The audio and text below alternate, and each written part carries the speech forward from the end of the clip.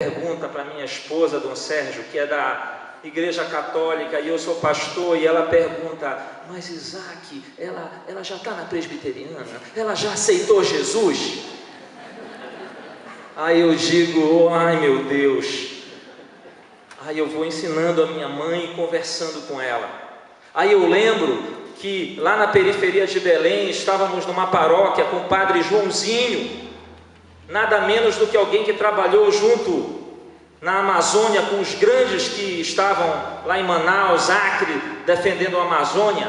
Padre Joãozinho, que trabalhava na periferia do Pará, nos convidou para uma assessoria, e passamos eu e um grupo metodista e outros ali, depois de uma tarde debatendo ecumenismo, e os católicos perguntando, e nós ali conversando e trocando ideias. Na saída da paróquia, uma senhora idosa pegou na minha mão e disse: reverendo Isaac, mas me diga uma coisa, quando é que vocês vão voltar para a Igreja Católica? E eu dizia: ai meu Deus, são difíceis os caminhos do ecumenismo, são desafiadores. Nós precisamos, eu preciso da Igreja Católica, eu preciso.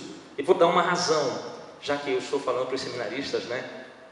E eu achei muito legal poder falar hoje aqui. Eu acho que foi o encontro com os focolares no dia de convivência, e esse momento aqui são dois polos que o movimento ecumênico precisa ter esse diálogo, ouvi-los e partilhar as experiências. Há um teólogo chamado Paul Tillich que diz que nós temos um princípio chamado princípio protestante, que é algo muito caro à teologia protestante, mas nós necessitamos da substância católica, dos elementos da tradição católica, da vida católica, da ritualística, elementos inerentes ao ser católico, que não fazem, que de alguma forma fazem parte da nossa tradição, mas que no momento que nós nascemos, eles ficaram como que de lado, e fazem falta, porque essa substância católica é o que ajuda a nós refletirmos o sentido da unidade que falta nos protestantes, porque nós nos dividimos com a maior facilidade por várias razões.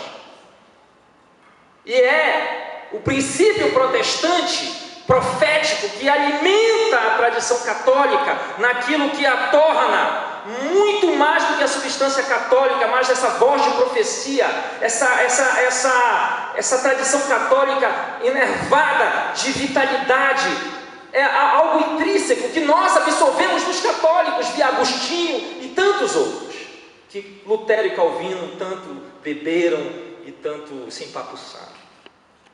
Nós precisamos uns dos outros, nós precisamos, irmãos. Há facetas do Espírito na vida da igreja que nós necessitamos. As igrejas no Brasil, você tem em várias cidades do Brasil um aumento dos grupos evangélicos e um aumento da violência.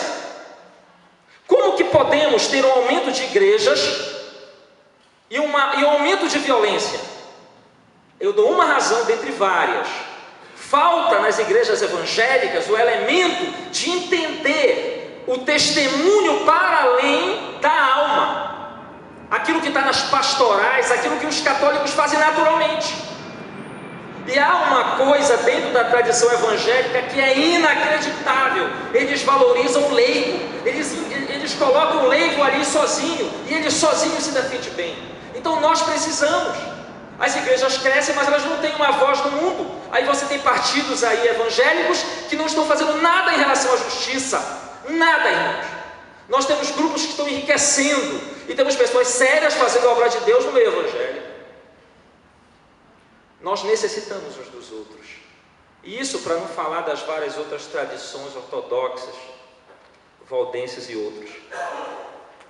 Eu queria finalizar dizendo que o Senhor Jesus, Ele proclama esses autos feitos, eles devem ser proclamados nos caminhos da palavra e da partilha. Da palavra e da partilha. Eu sou um amante da teologia. Sou um amante da teologia. Se a minha mulher me diz: Isaac, por favor, para com isso, vem comer aqui, vem. Se a igreja me pagasse só para me pregar, eu ficaria feliz, só que eles não deixam. E eles não querem. O seminário, ele é um lugar apaixonante. Eu já fui seminarista.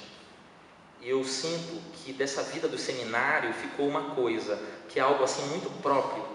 Eu preciso de silêncio e solidão, senão eu não consigo viver.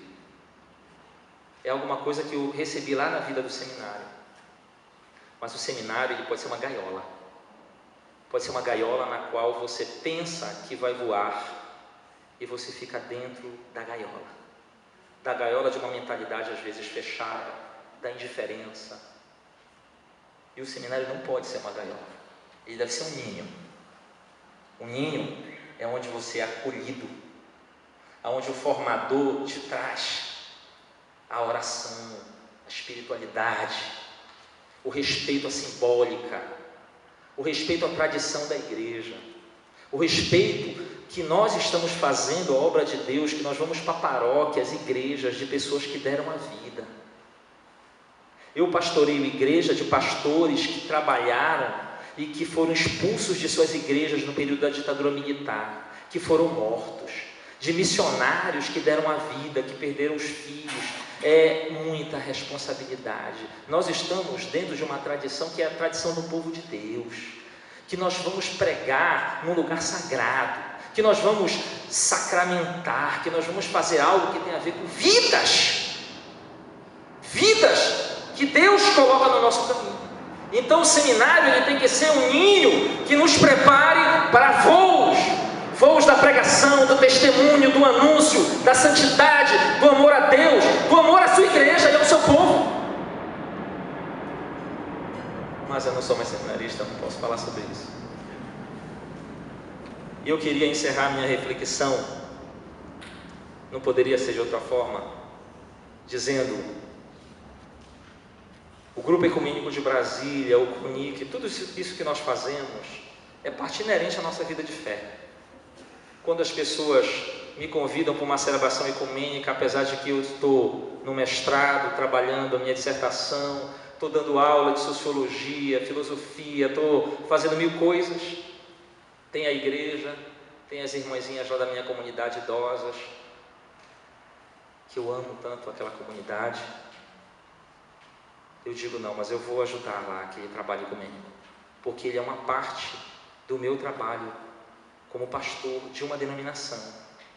Não é uma coisa a mais nem a menos, é uma dimensão do meu trabalho, que eu faço com todo carinho. Às vezes eu digo não dá, às vezes eu digo vou parecer sim, conte comigo, mas eu entendo que é uma parte. E eu encerro dizendo que eu aprendi o mundo ecumênico com padres muito dedicados à obra de Deus, pastores muito dedicados. E eu digo para vocês, padres que trabalhavam na pastoral carcerária, mas que eram homens de oração,